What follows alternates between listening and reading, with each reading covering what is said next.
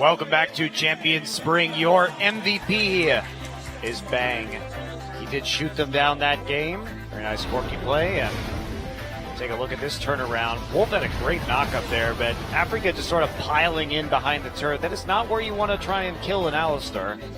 No, some of the Afreeca decision-making after the early games left a bit to be desired. People like Mickey just dying for free, and Afreeca had a good start to the game, then kind of fell away as, I guess, is more relying off their table positions. We expect SKT to be challenging up the top, and while Afreeca can have good parts of games, it's putting that all together that they really struggle at doing.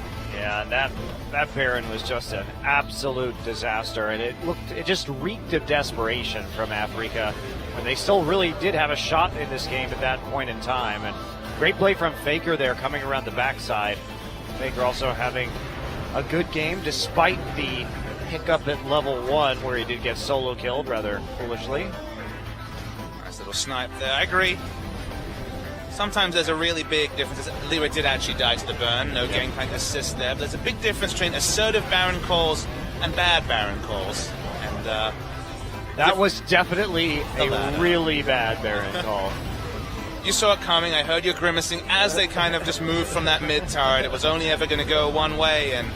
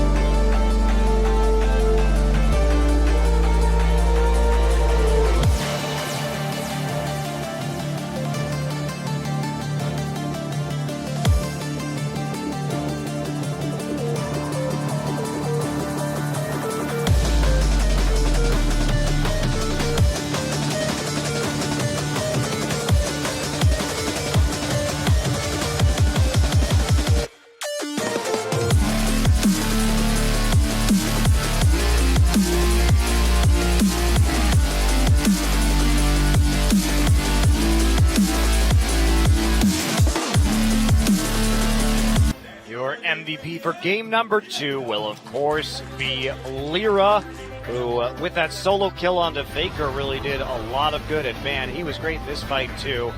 Gets some nice damage down, and then he rolls back around on the bottom side of the Krug pit to hit a hell of a Graves Q. It was looking like it would be a bad situation for SKT, but not dire. But the moment that he got the Q in that area, my goodness, so many health bars go down instantly. Mickey's still chasing. It was just the start, but as you mentioned, this was kind of the real sealer when it came to the momentum game, as Faker dying for free effectively. Lyra, 2 ballsy plays, pretty much capped off this win for Afreeca. Yeah. And just the decision-making from Lyra right there, too, because you didn't see it, but what started that fight was Faker autoed the Baron, took about 40% of his HP, and then W'd over the back of the pit.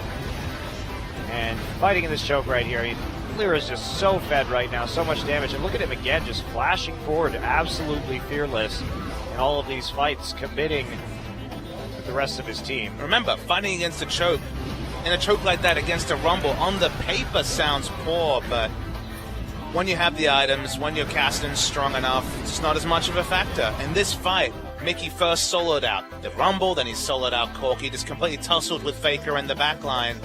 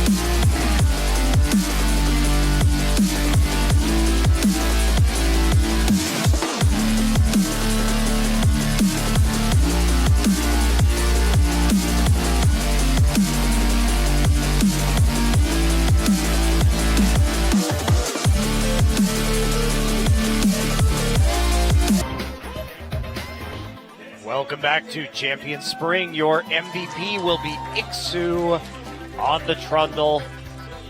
Turned out to be a very good pick for them. Had a really good TP at the end of that game, and see another TP coming through right here. Duke a little bit faster to get into that part of the lane, but Ixu starts to get rolling, takes out Faker, and then chases Duke around for a while.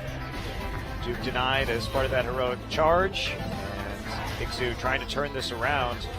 Faker there, coming from the flank.